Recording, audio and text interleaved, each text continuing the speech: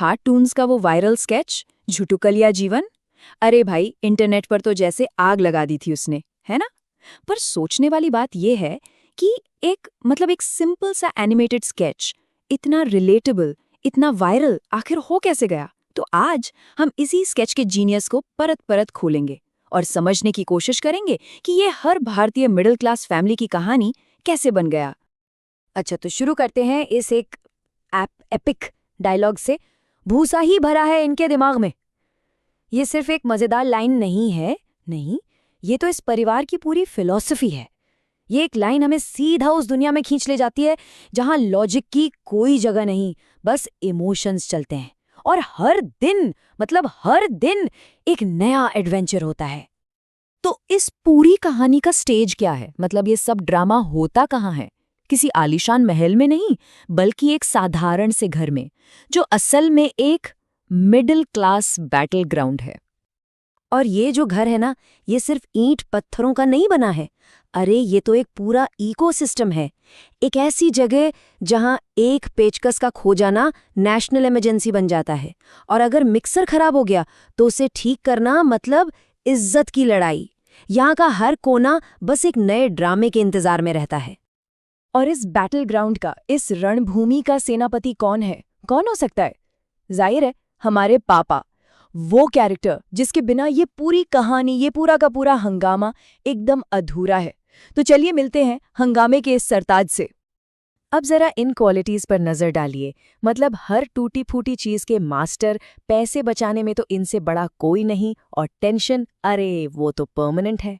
अलग अलग देखें तो शायद ये आम बातें लगें, पर जब ये सब एक ही इंसान में मिल जाता है ना, तो बनता है एक ऐसा किरदार जो हंसाता भी है और कभी कभी थोड़ा सा परेशान भी कर देता है। कुछ याद आ रहा है? घर का वो डॉक्टर जो पैसे बचाने में एक्सपर्ट हो और जिसका टेंशन मीटर हमेशा हाई रहता हो। और ये देखिए, परफेक्ट एग्जाम्पल। एक छोटा सा मामूली सा 4 मुंह वाला पेचकस दुनिया की सबसे बड़ी प्रॉब्लम कैसे बन सकता है? भाई, उनका अपने टूल्स के साथ जो रिश्ता है ना, वो किसी खजाने से कम नहीं है। और अगर अगर उनमें से एक भी खो गया तो बस समझ लीजिए घर में महाभारत पक्की है। और ये एक ऐसी बात है ना जो हम सब जानते हैं।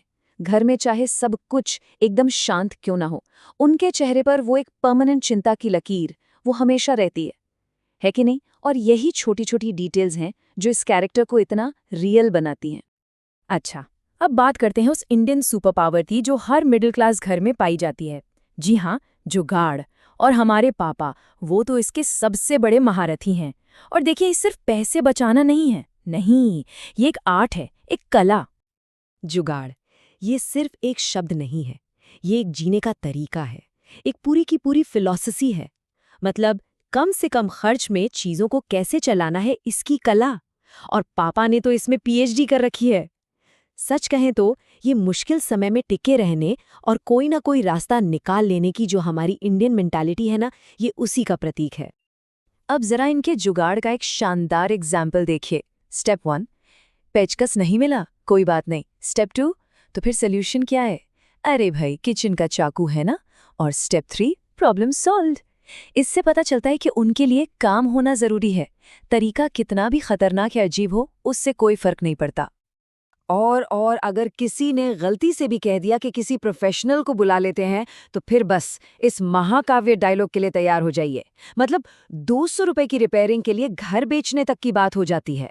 यही तो है असली मिडिल क्लास ड्रामा। चलिए अब घर के उन अनलिखे कानूनों की बात करते हैं जो साइंस और लॉजिक सबको चैलेंज कर देते हैं। ये वो रूल्स हैं जो पापा की दुनिया को और भी अनोखा और मजेदार बनाते हैं। ये सवाल ना उस अजीब सी दुनिया का दरवाजा खोलता है जहां पापा के अपने ही नियम चलते हैं। जरा सोचिए, शाम 6 बजे के बाद पेड़ों को क्यों नहीं छूना चाहिए? है कोई आइडिया? और जवाब है, क्योंकि शाम को वो सब सो जाते हैं। बस, सिंपल, सीधा, सरल और पूरी तरह से इलॉजिकल। यही तो इस परिवार की खासियत है। यहाँ लॉजिक काम नहीं करता, यहाँ सिर्फ पापा का विश्वास काम करता है। तो अब हम आते हैं इस पूरे एनालिसिस के सबसे यादगार और शायद सबसे जरूरी हिस्से पर।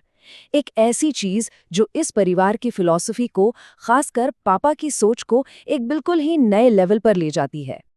बस 1 मिनट के लिए सोचिए, एक मिडिल क्लास फैमिली में सक्सेस का सबसे बड़ा सिंबल, स्टेटस सिंबल क्या हो सकता है? कोई बड़ी गाड़ी, महंगी घड़ी या कोई फैंसी डिग्री? नहीं जी नहीं, ये सब पुरानी बातें हैं। यहाँ स्टेटस सिंबल की डेफिनेशन ही कुछ और है। तो फिर असली बात है क्या? जी हाँ, यही है वो महान विचार।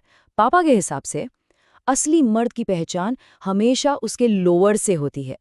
ये इस स्केच का शायद सबसे यादगार और जीनियस मोमेंट है, जो हमारी सक्सेस की सारी डेफिनेशंस को पलट कर रख देता है। और रुकिए, ये सिर्फ एक कहावत नहीं है, इसके बाकायदा नियम हैं। एक पूरी की पूरी सीक्रेट सोसाइटी है जो फटे हुए लोअर के आसपास घूमती है। मतलब यकीन होता है। ये दिखाता है कि इस दुनिया में लॉजिक के लिए कोई जगह नहीं है, यहाँ अपने ही नियम है और अपनी ही शान है। और इस अजीब से बिलीफ सिस्टम का नतीजा क्या होता है? बेटे की ये एक रिक्वेस्ट सब कुछ बता देती है। उस सीक्रेट क्लब में शामिल होने के लिए वो कुछ भी करने को तैयार है, यहाँ तक कि अपना नया लोअर फाड़ने को भी। पापा मैं अभी फाड़ के आ जाऊंगा, प्लीज खोल दो। तो आखिर में बात यह है कि ये स्केच हमें इतना हंसाता क्यों है? वो इसलिए क्योंकि हम सब इसमें कहीं ना कहीं अपने परिवार की, अपनी जिंदगी की एक झलक देखते हैं। तो ये सोचने वाली बात है कि हमारे घर में ऐसा कौन सा अजीब नियम है, कौन सी अनोखी आदत है, या कौन सा ऐसा झटके लिया मोमेंट है जो हमारे परिवार को सबसे अलग और सबसे खास बनाता है।